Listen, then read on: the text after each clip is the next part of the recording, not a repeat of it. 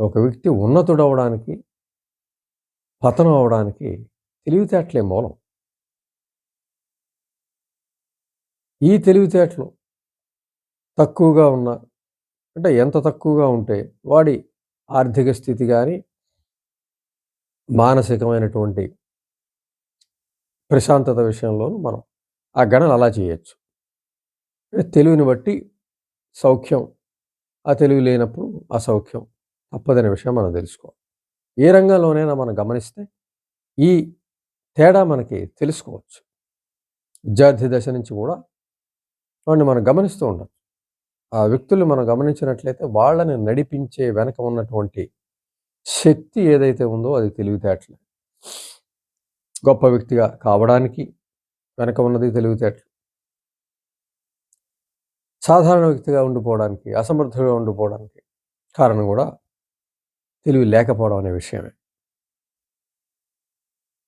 అంచేత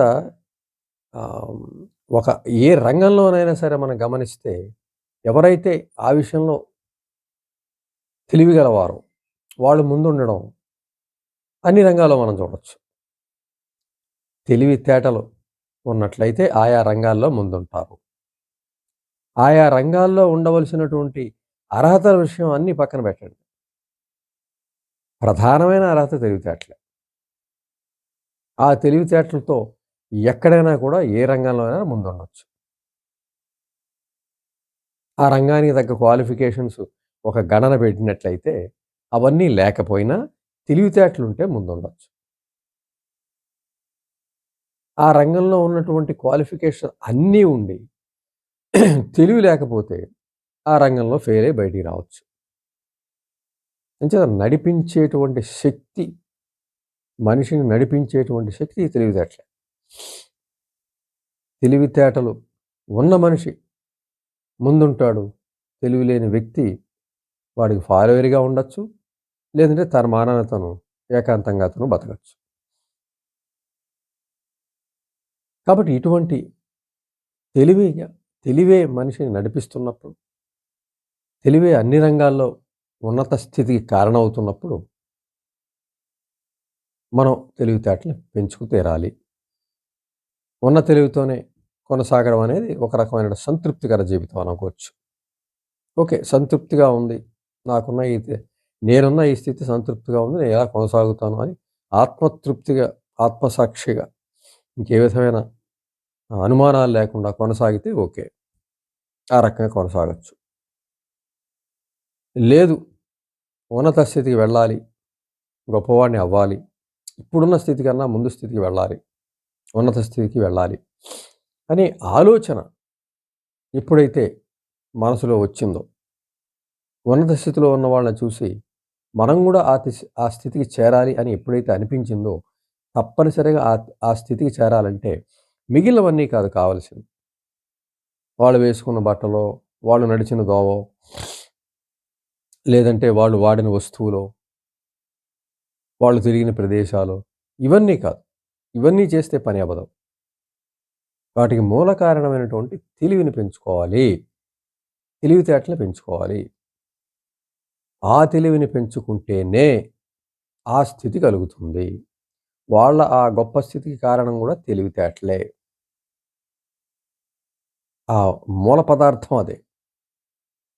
దాన్ని మనం గుర్తించి మిగిలిన వాళ్ళు వేసుకున్న బట్టలేసుకోవడం, వాళ్ళ తల ఉన్నట్టు దువ్వుకోవడం, లేకపోతే వాళ్ళు నడిచినట్టు నడవడం, వాళ్ళు తిరిగిన ఇవన్నీ కూడా పని జరిగేవి కాదు. ఇవన్నీ కూడా ఉండవు. వాళ్ళు ఇవన్నీ అనుకరిస్తే కాదు కావాల్సింది. వాళ్ళ స్థితికి కారణమైనటువంటి మూల కారణం తెలివితేటలు. కాబట్టి అవి అక్కడ దాన్ని మనం పట్టుకోవాలి. దాన్ని మనం తెలివిని పెంచుకోవాలి. మనకు ఆ స్థితికి వెళ్ళలేకపోతున్నాం అన్న విషయాన్ని మనం గ్రహించగలిగితే ఏ రంగంలో అయినా సరే, నేనెందుకు ఆ స్థితికి వెళ్ళటం లేదు అని ప్రశ్నించుకుంటే సాధారణంగా అదృష్టం లేదు, లేదంటే నాకు ఆశీస్సులు లేవు, లేదంటే భగవంతుని దయ లేదు. ఈ రకమైన సాధారణ సమాధానాలు దొరకచ్చు. కానీ అవి కరెక్ట్ కాదు. దాని వెనక ఉన్నది తెలివితేటలు. కాబట్టి తెలివిని పెంచుకోవడానికి ప్రయత్నం చేస్తుంటే ఆ స్థితులు అన్నీ కూడా కలిసొస్తాయి. ఇంచేతను వాడిని తీసుకెళ్ళింది అదే తెలివితేటలే. కాబట్టి తెలివితేటలని పెంచుకుంటే నువ్వు ఎంచుకున్న ఏ రంగాలోనైనా విజయం సాధించొచ్చు అనేది ఖచ్చితం. తిరుగులేదు. ఇప్పుడు ఆ తెలివితేటలు మనం ఎలా పెంచుకోవాలి? ముందు మనం అసమర్థులము, తెలివి తక్కువ వాళ్ళము అనే భావాన్ని ముందు తీసేయాలి. ఇంచేతంటే మనం ఒక ప్రయత్నం మొదలు పెడుతున్నాం ఇప్పుడు. మనం ఏవైతే మన తెలివితేటలు తక్కువగా ఉన్నాయని మనం భావించామో, వాటిని తొలగించుకోవడానికి మనం ప్రయత్నం చేస్తున్నాం. కాబట్టి మనం ఎప్పుడైతే ఒక అడుగు వేసామో, దాని మీద విజయం సాధించబోతున్నాం. యుద్ధం ప్రకటించాం మనం. మన అసమర్థత, మన తెలివి తక్కువతనం మీద యుద్ధం ప్రకటించాం. విజయం మనదే. మన యుద్ధం కొనసాగుతూ ఉంటుంది. మనం ఒక సమస్య మీద దాన్ని తొలగించుకోవడానికి మనం నిర్ణయం తీసుకున్నాము అంటే మనం యుద్ధం ప్రకటించినట్టే. యుద్ధం ప్రకటించాము అంటే విజేత మనమే. నిజేతంటే దాన్ని వదిలేయం కదా! వదిలేసే ప్రయత్నం వేస్టు. మధ్య వరకు తీసుకెళ్ళి వదిలేసినా వృథాయే. అది కూడా మానసిక స్థితి అది ఉండాలి. ముందు నిర్ణయం తీసుకోవాలి. ఓకే. తెలివి తక్కువ అనే ఒక సమస్య ఉంది. దాని మీద యుద్ధం ప్రకటించాను. విజయమే నా లక్ష్యం. అది ఎన్నాళ్ళు పట్టని, ఎన్నేళ్ళు పట్టని. దానికోసం శ్రమిస్తాను. దానికోసం కష్టపడతాను. ఏమైనా చేస్తాను.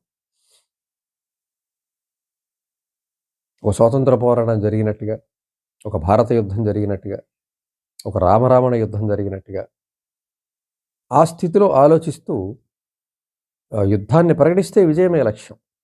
మధ్యలో వదిలేయడమో, లేదంటే సగం వరకు లాక్కెళ్ళి అవ్వడం లేదనో, ఇతరులు డిస్కరేజ్ చేశారనో, ఏవేవో కారణాలు, అనేక కారణాలు వస్తూ ఉంటాయి. మనసులోనే ఉంటాయి అవి కూడా. అంతవరకు కూడా నువ్వు తెలివి తక్కువగానే ఉన్నావు కాబట్టి ఏమవుతుందంటే, అవన్నీ మళ్ళీ వస్తూ ఉంటాయి శ్రమ పడలేక. నీ మనసుని తప్పుదారి పట్టించేస్తూ ఉంటాయి. వాటికి కూడా లొంగకుండా ముందుకు వెళ్తాను అనే నిర్ణయం తీసుకొని యుద్ధం ప్రకటించినట్టే. యుద్ధం ఎప్పుడైతే ప్రకటించావో ఆ యుద్ధం కొనసాగవలసిందే. పూర్తవ్వడం అంటే విజయం లభించడమే. ఓడిపోవడానికి కాదుగా యుద్ధం చేసేది. అందులో మానసిక సమస్యల మీద చేసే యుద్ధాలు గెలిపే లక్ష్యంగా ఉండాలి. అంటే చూద్దాం, గెలిస్తే బాగుంటాం, లేకపోతే లేదు. ఇటువంటి ఉదాహరణలు పనికిరావు. కాబట్టి తెలివితేటలు పెంచుకోవాలని నిర్ణయం తీసుకొని, అంతకుముందు ఉన్న తెలివి తక్కువ మీద యుద్ధం ప్రకటించి, మనం ఖచ్చితంగా ప్రతిరోజు ఒక యుద్ధం అన్నట్టుగా మనం ముందుకెళ్ళి తీరాలి. దానికి సంబంధించిన మనలో ఉన్నటువంటి స్వీయ ప్రతిభ ఏదైతే ఉంటుందో, ఖచ్చితంగా ప్రతి ఒక్కరి దగ్గర ఏదో ఒక ప్రతిభ ఉంటూ తీరుతుంది. కాబట్టి ఆ ప్రతిభని మనం అంతకుముందు మన జీవితాన్ని గమనించుకుంటూ వెళ్తే, మనం దేనిలో సంతోషపడుతున్నామో, దేనిలో ఆనందపడుతున్నామో, ఏ పని మనం చేస్తే ఇతరులు మెచ్చుకున్నారో, ఏ పని చేస్తే మనకి సంతృప్తి కలిగిందో, మనకి ఆనందం కలిగిందో, మనది అది అనిపించిందో, దానిలో కృషిని ఖచ్చితంగా కొనసాగించాలి. ఆ ప్రతిభను పట్టుకుని కృషిని కొనసాగించాలి. దాని సమస్య మీద యుద్ధం ప్రకటించాం కాబట్టి, అదే స్ఫూర్తితో దాన్ని కోరుకుంటూ ముందుకెళ్ళాలి. దాన్ని ఉద్ధరించుకుంటూ ముందుకెళ్ళాలి. దానికోసం ప్రయత్నించాలి. మనుషుల్ని కలవాలి. దాన్ని పెంచుకోవడానికి ఏ అవసరం ఉంటే అన్ని అవసరాల్ని మనం గమనించుకుంటూ ముందుకెళ్ళాలి.